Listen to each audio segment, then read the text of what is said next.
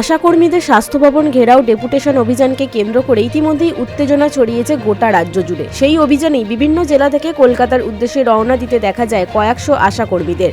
কিন্তু অভিযোগ, আশাকর্মীদের স্বাস্থ্য ভবন ঘেরাও অভিযানে যোগ দেওয়ার ক্ষেত্রে বাধা দেওয়া হচ্ছে।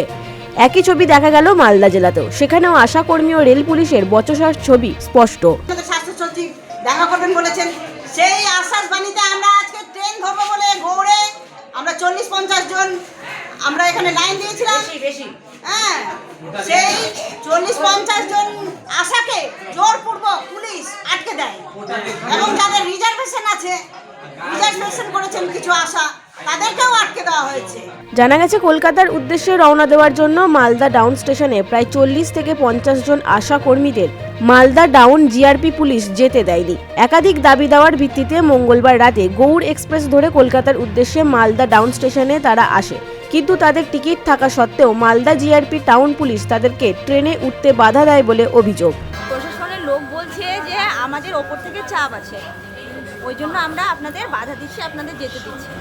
আচ্ছা, যেতে দিবে না বলছি, ওই জন্য আমাদের আটকে রেখেছে। আমরা এখন বর্তমানে এখানে আছি, টাউন স্টেশনে আছি। কি করবেন ভাবছেন?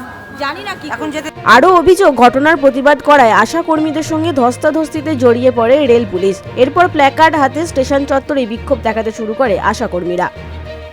মালদা থেকে শানু ইসলামের রিপোর্ট, বিগ নিউজ বাংলা।